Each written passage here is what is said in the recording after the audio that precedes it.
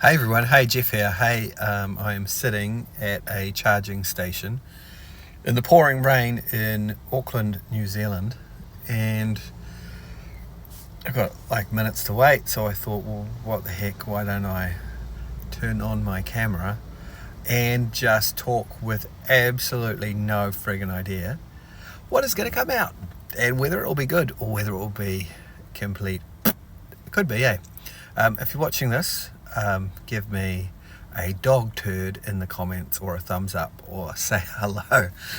That'd be great. Been up early. I have a 4 a.m. most mornings start, which I love because I get to spend more time with my kids when they get home. I'm hearing a lot about people in the US right now.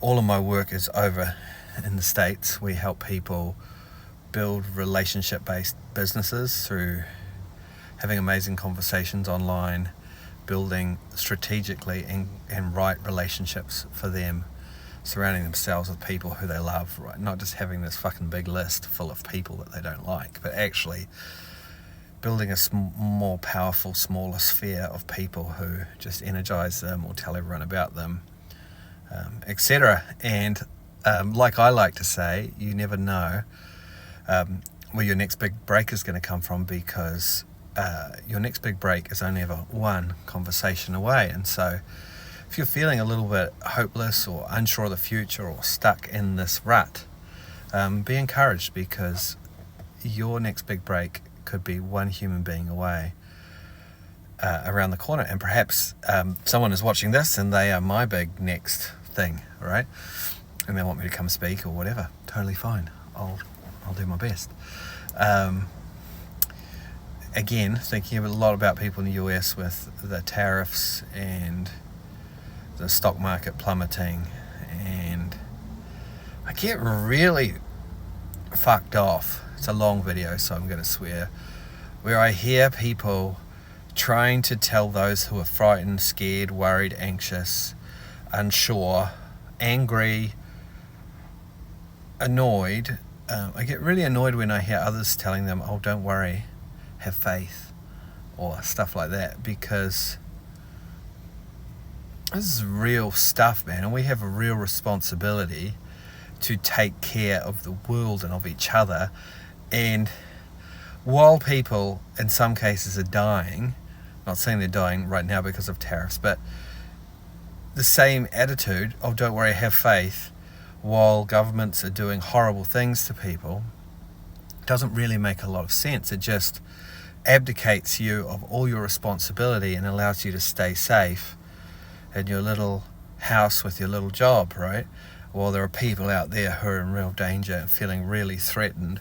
Their identity is being questioned in some cases. Their way of living is being threatened. Their relatives are getting picked up and put in other countries, and maybe they haven't even done anything wrong, right? And so this notion of telling people, don't worry, have faith, is kind of a bullshit answer, to be honest.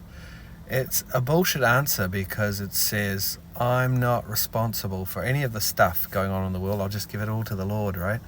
And I'll just keep on being my own little faithful self here while my neighbour's house is burning down.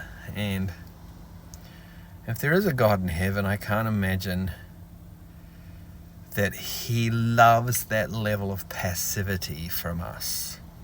If there is a God in heaven, I can't imagine that he's proud and goes, look at that little person there minding their own business, not trying to help out their fellow human being who's in trouble, not sticking up for the weak or the immigrant or the downtrodden or the oppressed. Look at them. They're just going about their way. They're keeping focused on their 401k. Look at them. Aren't they doing great? You know, I know it's pretty sarcastic, but I imagine if there's a God in heaven, he's a bit more fiery than that, a bit more passionately in love with people, a bit more calling us to be brave, to use our voices, to say no, to stand in the way when bad things are happening to good people, even stand up for people who aren't so good, right? Because that's what love and mercy and justice and good things do. I don't even know if I believe in God anymore, but what I'm suggesting to you is that if you're afraid right now, if you're scared, if you're anxious about your savings, your house, your children, your livelihood, your freedoms, then I get it. I've had experiences in my life where my family felt threatened. There's no amount of telling me to have faith that would work. In fact, people told me, put your head down, be the nicest person in the room. You have to be the nicest person in the room. Well, my children were under threat, and I said, fuck that. Nobody's hurting my children today. Nobody's taking them from me. Not in this lifetime. And I wasn't the nicest person in the room. I was the strongest person in the room. I was the loudest person in the room. I was the smartest person in the room. I was the most certain person in the room.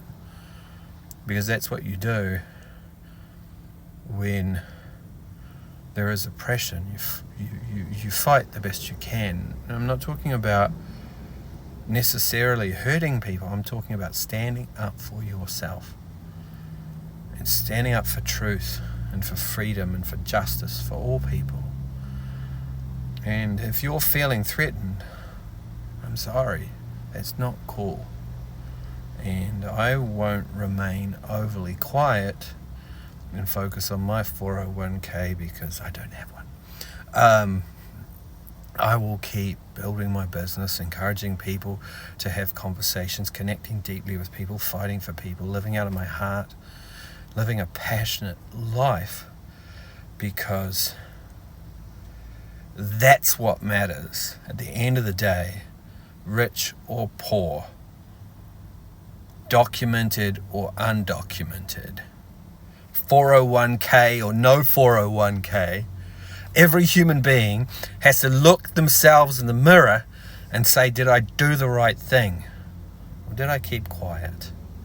Did I give all my responsibility up to this deity in the sky when he wanted me to live out of my own strength and to care for other people, to fight for justice, right? I think the choice is pretty clear. That you can't put your head in the sand while your neighbour is being dragged off, right? And the people who say it's I just have faith, or I don't talk about politics. Can you imagine a world in where your neighbour who you love across the road is having some injustice done to them, and you look out the window and you go, I don't get involved in other people's business. I don't get involved in politics while that injustice has been done? There's nothing brave about that. If you put that character in a movie, that person is not normally called the hero. That person is not normally called the protagonist. That person doesn't normally get that actor an Academy Award. They're not admired for their strength of character.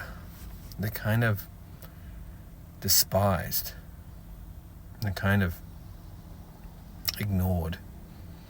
They're kind of thought of as less than alive, right?